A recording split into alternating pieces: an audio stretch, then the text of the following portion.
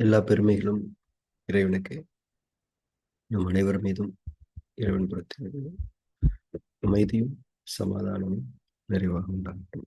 இன்றைய தியான வகுப்பை தொடங்கலாம். காலை பிரார்த்தனை. அகிலங்களின் இறைவனை, அனைத்து பெருமைகளும் போற்றுதல்களும் ஒருவனுக்கே உரியது. அனைத்தின் ஆதாரமும் நீ, அனைத்தின் தொடக்கமும் நீ, அனைத்தின் முடிவுகளும் உன்னிடமே. உன்னுடைய அருட்கொடையாம் இந்த நாளை உன்னுடைய திருப்பெயரால் நான் தொடங்குகின்றேன். என்னுடைய அறிவின் மற்றும் அறியாமையின் தீங்குகளிலிருந்து உன்னிடமே நான் பாதுகாவல் வேண்டுகின்றேன். என்னுடைய பெருமை மற்றும் பொறாமையின் தீங்குகளிலிருந்து உன்னிடமே நான் பாதுகாவல் வேண்டுகின்றேன். உலகத்தின் பொருள் மயக்கங்களும் என் மன இச்சைகளின் கெட்ட நோக்கங்களும் உன்னுடைய பொருத்தத்தை விட்டும் என்னை விலக்கிவிடாமல் இருக்க உன்னிடமே உறுதியாக நான் பாதுகாவல் வேண்டுகின்றேன். இன்னும் என்னுடைய தவறுகள் மற்றும் பாவங்களுக்காக உன்னிடமே நான் மன்னிப்பை வேண்டுகின்றேன். மன்னிப்பவனே, என்னை மன்னிப்பாயாக. நேர் வழியில் என்னை நிலைத்திருக்க செய்வாயா. உன்னுடைய அருளை கொண்டும் கருணையை கொண்டும் உன்புறமிருந்து நற்குணங்களை கொண்டும் ஞானங்களை கொண்டும் என்றென்றும் என்னை நீ வழி நடத்துவாயா. நீ என்னுடன் எப்போதும் இருந்து கொண்டிருப்பதை என்னை எப்போதும் உணர்ந்திருக்க செய்வாயாக. எனது எண்ணங்களிலும் பார்வையிலும் பேச்சுக்களிலும் செயல்களிலும் பொறுமையை கொண்டும் நன்மைகளை கொண்டும் எனக்கு வழிகாட்டுவாயாக. எனக்காக நீ நாடியிருக்கும் நன்மைகளை தவறாது நான் அடைந்து கொள்ள எனக்கு நீ உதவி செய்வாயாக. நீயே என் இறைவன், நீயே என்னுடைய பொறுப்பாளன், நீயே என் இறைஞ்சுதலை செவியேற்பவன். செவியேற்பவனே, படைப்பாளனே, புதிய படைப்பாக என்னை ஆக்கித் தருவாயாக. புதிய வாழ்க்கையில் என்னை வாழ வைப்பாயாக. அமைதியும் சமாதானமும் ஆரோக்கியமும் ஞானங்களும் நன்மைகளும் மேன்மைகளும் குளிர்ச்சியும் கதகதப்பும் சோலைகளும் நீரோடைகளும் தூய உணவுகளும் உறவுகளும் நிறைந்த புத்தம் புதிய வாழ்க்கையை உன்னை கொண்டு நான் விரும்புகின்றேன். விருப்பங்களை அளிப்பவனே, ஏற்றுக்கொண்டேன் இறைவனே. புதிய வாழ்க்கையில் என்னை வாழச் செய்வாயாக. புதிய படைப்பாய் என்னை ஆக்கித் தருவாயாக. உன்னுடைய அருட்கொடையாம் இந்த நாளை உன்னுடைய திருப்பெயரால் நான் தொடங்குகின்றேன். பெருமைகளும் புகழ்களும் உன் ஒருவனுக்கு.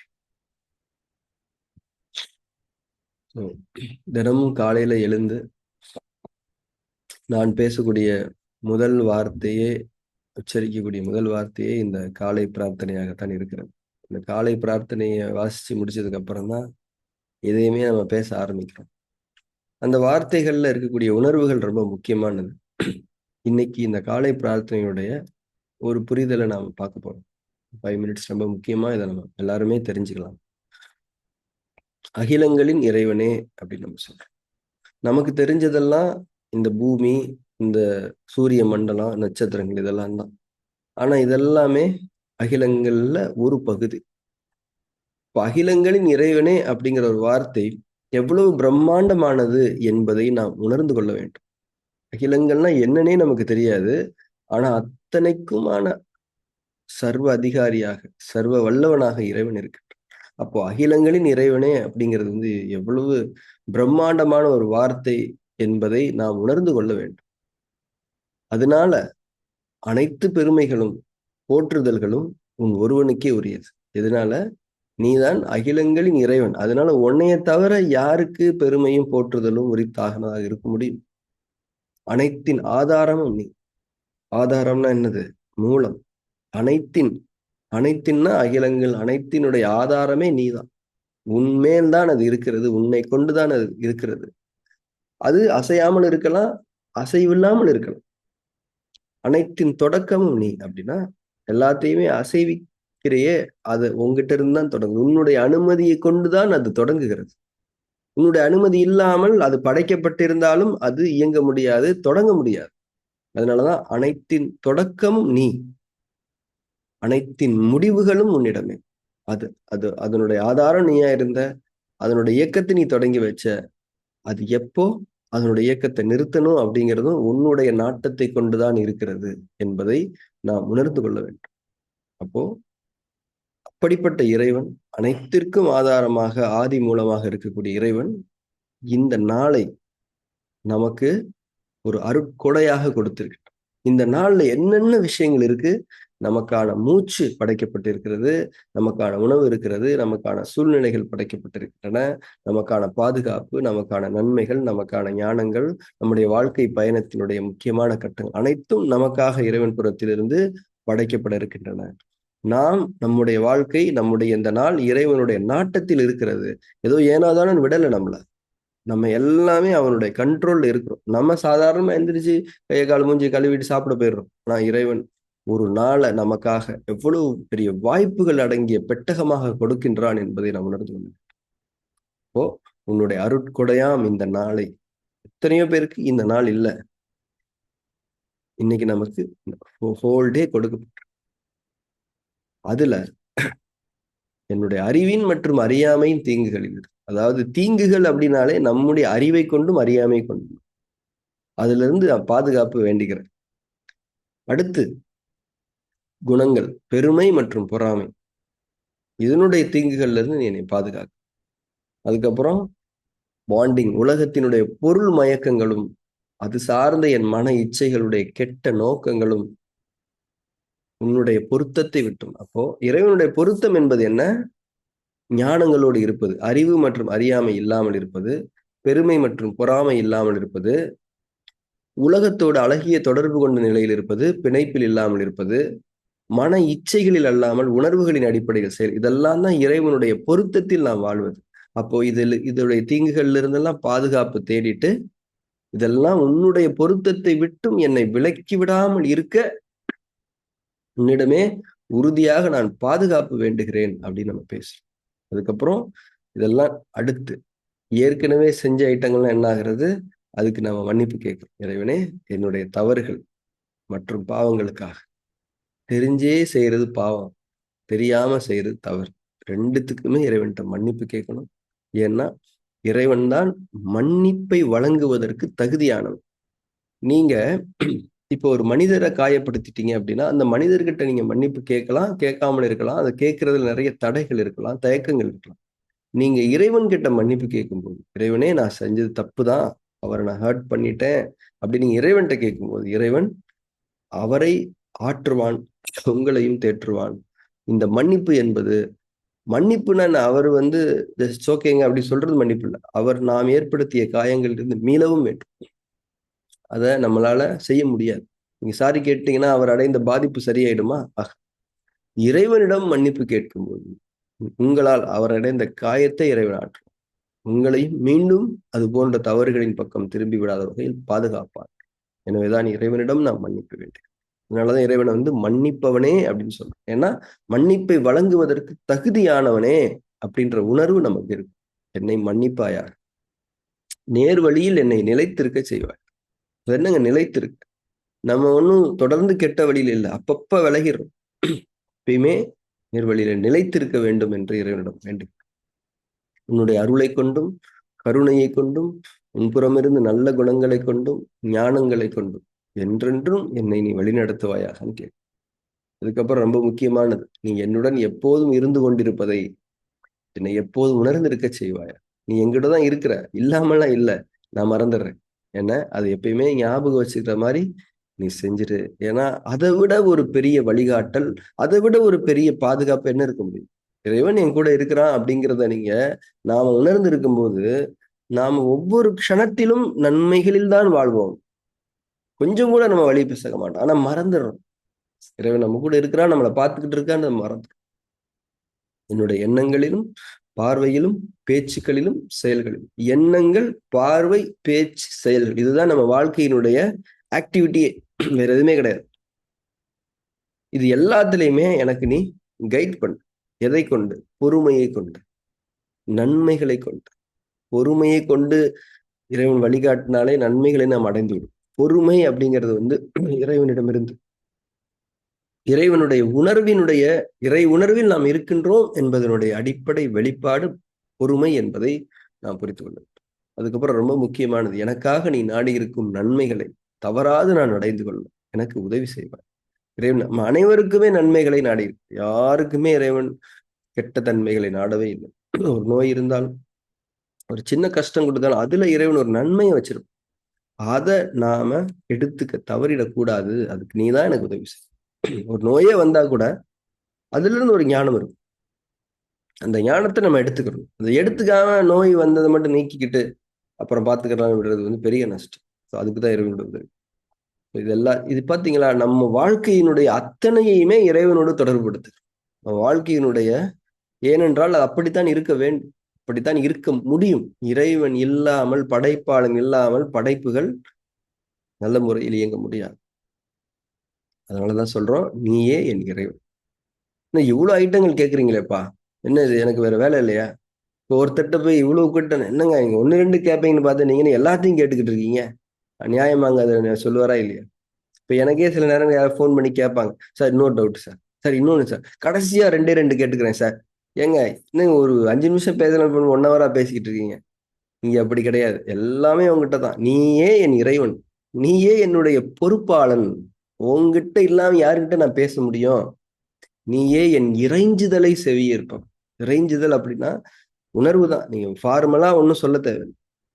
மன்னிப்பு கேட்கறது கூட ஒரு இடத்துக்கு போய் உட்காந்து ஒரு குறிப்பிட்ட ஆசனத்துல உட்காந்து, இறைவனே என்னை மன்னித்து விடு அப்படின்னு சொன்னா மட்டும்தான் மன்னிப்பான இல்லை. ஒரு ஒரு உணர்வு போதும். ஐயோ தப்பு பண்ணிட்டனே, இறைவன் மன்னிப்பு.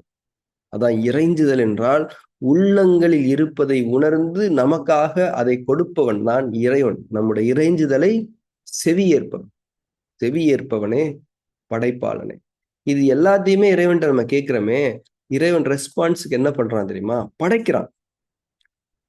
இப்போ அப்படியே ஆகட்டும் அப்படின்னா எப்படி ஆகும்? இறைவன் படைக்கணும். இப்போ நாம கேட்கக்கூடிய அத்தனை விஷயங்களுக்கு இறைவனுடைய ரெஸ்பான்ஸ் ஒன்னே ஒண்ணுதான், படைத்தல். படைச்சிடறான். ஏற்கனவே இருக்கிறது இந்தா வச்சுக்கப்பா, இந்த அந்த இதை நீ வச்சுக்கப்பா, இந்த அங்கிட்டு ஒண்ணு இருக்குல்ல அதை நீ வச்சுக்க, அப்படி சொல்லல. நீ என்ன கேட்கிற? இது கேட்கிறியா? உனக்காக நான் படைக்கிறேன், படைப்பாளனே அப்படின்னு நம்ம சொல்றோம். என்ன என்ன கேட்கிறோம்? புதிய படைப்பாக என்னை ஆக்கி தருவாயா? புதிய படைப்பா, இதுவரைக்கும் இல்லாத ஒரு புதிய படைப்பா தானே புதிய படைப்புக்கு அர்த்தம். புத்தம் புதிய படைப்பு. இந்த படைப்பா என்னை படைச்சுதா, அது மட்டும் இல்ல, புதிய வாழ்க்கையில என்னை வாழவை. புதிய வாழ்க்கை, இதுவரை நான் வாழ்ந்திராத வாழ்க்கை, புதிய வாழ்க்கையில் என்னை வாழவை. அந்த வாழ்க்கை வந்து எப்படி இருக்கிறோம்? அமைதி, சமாதானம், ஆரோக்கியம், நன்மைகள், மேன்மைகள், குளிர்ச்சி, கதகதப்பு, சோலைகள், நீரோடைகள், தூய உணவுகள், உறவுகள், இதெல்லாமே இப்போ இந்த க்ஷணம் நம்ம கிட்ட இருக்குன்னா உங்க மனசு எப்படி இருக்கும்ல? அந்த உணர்வோடு இதை நீங்க வாசிக்கணும். ஏன்னா இறைவன்ட்டு நம்ம கேட்டுட்டோம்னாலே இறைவன் அதை படைச்சிருவான்னு அர்த்தம். அமைதி, சமாதானம், ஆரோக்கியம், ஞானங்கள், நன்மைகள், மேன்மைகள், இதெல்லாம் இதுக்கு நீங்க ஒரு ஒரு மெட்டீரியல் டிஸ்கிரிப்ஷன் கொடுக்கவே முடியாது. அப்போ இதெல்லாம் மறைவானது. இது எல்லாமே மறைவானதாக இருந்தாலும் இது எல்லாமே பெருசா அல்டிமேட்டான அது கிடையாது. நம்ம மனித மனம் வந்து இதையெல்லாம் கேட்டா கூட இது ஏதோ உலகத்துல இருந்து ஒரு பொருள் மூலமா தான் அது கிடைக்கும், நம்ம அதை கேட்காம இதை கேட்கிறோம்னு நினைச்சுப்போமே தவிர, நம்ம வந்து அதுலயும் ஒரு பெஸ்டா மறைவான இந்த விஷயங்களை கேட்கணும். யோசிச்சு பாருங்களேன், ஒரு வெயிலே தீண்டாத ஒரு குளிர்ச்சியும் கதகதப்புமான ஒரு சூழல், எங்க பார்த்தாலும் அப்படியே கிரீனரி, அங்க நமக்கான காய்கறிகள், பழங்கள் எல்லாமே இருக்குது, உணவுக்கு பஞ்சமே கிடையாது. அதே நேரத்துல ரொம்ப குளிராகி சொற்று போட்டு அப்படி இல்லை, ஒரு கதகதப்பு இருந்துகிட்டே இருக்குது. சரிங்களா? எங்க பார்த்தா தண்ணி ஓடிக்கிட்டே இருக்கு, நீரோடை தண்ணி ஓடிக்கிட்டே இருக்குது. தூய உணவுகள் இருக்கு. இந்த உணவுனா என்னன்னு கூட இல்ல, தூய உணவு இறைவன் கொடுத்துற சாப்பிட வேண்டியதான் ஜாலியா. உணவை சாப்பிடுவது போன்ற ஒரு மகிழ்ச்சி, இன்பம் என்ன இருக்குது? தூய உணவு, ஆர்கானிக் கொடுக்குறாங்க. அதுக்கப்புறம் மனிதர்களும் இருக்கணுமா இல்லையா? தூய உறவுகள், நண்பர்கள், சகோதரர்கள், சகோதரிகள், பெற்றோர்கள், துணைகள், எல்லாமே நம்ம விரும்புறோம். இதெல்லாமே புத்தம் புது. உடனே தூய உறவுகள்லாம் இருக்கிறவங்க எல்லாம் காலி ஆயிட்டு வேற ஒருத்தவங்க வந்துடுவாங்க நினைக்காதீங்க. அவங்களே வேற கேரக்டர்ல மாறிடுவாங்க. உடனே சில பேருக்கு சிரிப்பு வரும், அப்பா புதிய உறவுகளா, நிம்மதிப்பா அப்படி நினைக்க கூடாது. இறைவன்ட்டு நம்ம எல்லாத்தையுமே கேட்கணும். புத்தம் புதிய வாழ்க்கையை நாம் கேட்கணும். உன்னை கொண்டு நான் விரும்புகின்றேன். யாரை கொண்டு? உன்னை கொண்டு. ஏன்னா உன்னாலதான் அது கொடுக்க முடியும், வேற எவனாலும் கொடுக்க முடியாது. இந்த விருப்பங்களை எல்லாம் எனக்கு அளித்தவனே, ஏற்றுக்கொண்டேன் இறைவனே, புதிய வாழ்க்கையில் என்னை வாழச் செய்வாயாக, புதிய படைப்பாய் என்னை ஆக்கி தருவாய். உன்னுடைய அருட்கொடையாம் இந்த நாளை உன்னுடைய திருப்பெயரால் ஸோ இந்த வார்த்தைகளை வாசிக்கும் போது அந்த உணர்வு தான் காலை பிரார்த்தனை. சும்மா வாசிச்சுட்டு இருக்கிறது இல்லை. இந்த உணர்வோட வாசிச்சிட்டோம்னா நம்மளுடைய அந்த மனசுல ஏற்படக்கூடிய அந்த சமாதானம், அந்த வாழ்க்கையை வாழ்ந்துட்டு அந்த வாழ்க்கையை வாழ தொடங்கிட்ட ஒரு திருப்தி இருக்கு இல்லையா, அது ரொம்ப அற்புதமானது. இறை உணர்வின் அடிப்படையில் இந்த வாழ்க்கை இந்த நாள் தொடங்குவதாக தான் நம் அனைவரும் தியானத்துக்கு தயாராகலாம். இன்னைக்கு நாம கடைசியாக ஆதி மூல தவம் செய்ய இருக்கின்றோம். இந்த செக்மெண்ட்ல கண்களை மூடி தன்னன் தனிமை தவ உணர்வு நெறியை மேற்கொள்ளுங்கள்.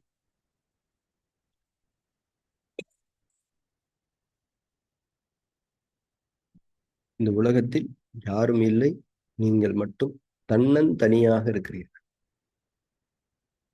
இந்த உலகத்தின் மனிதர்களிடமிருந்தும் உங்கள் குடும்பத்திடமிருந்தும் இதர உறவுகளிடமிருந்தும் உங்கள் பொறுப்புகளிடமிருந்தும் உங்களுடைய உலகம் சார்ந்த அடையாளங்களிலிருந்தும் விலகி தன்னந்தனியாக மலை உச்சியின் மீது நீங்கள் அமர்ந்து தவம் செய்து கொண்டிருக்கிறீர்கள் என்பதாக கற்பனை செய்து கொள்ளுங்கள். மலை உச்சியில் மேகங்கள் எல்லாம் உங்களுக்கு கீழே, உலகம் உங்களுக்கு கீழே, மலை உச்சியில் நீங்கள் தன்னந்தனியாக அமர்ந்து கொண்டிருக்கிறீர்கள் என்ற பாவனையில் நிலை பெற வேண்டும். தன்னன் தனிமை தவ உணர்வு நெறி.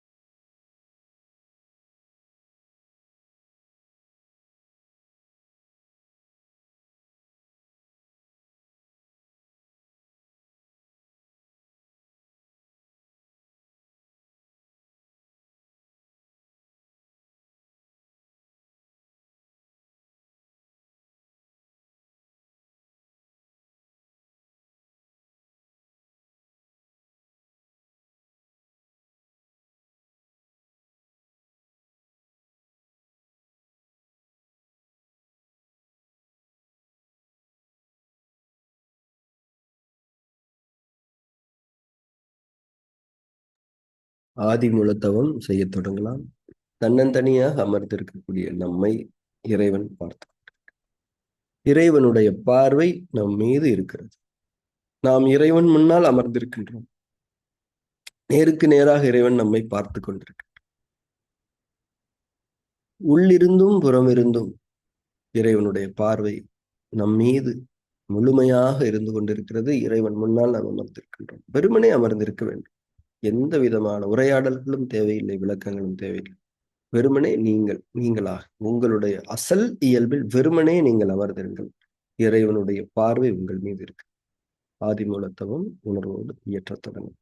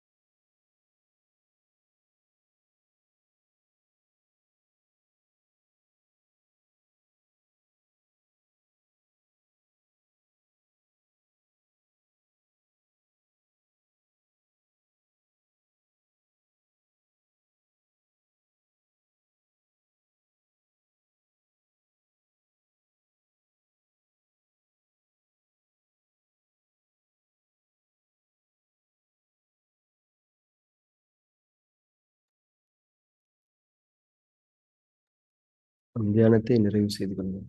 மெதுவாக கண்களை திறந்து. மனிதனுடைய வாழ்வு அதற்குரிய ஒரு தகுதியோடு இருப்பதில்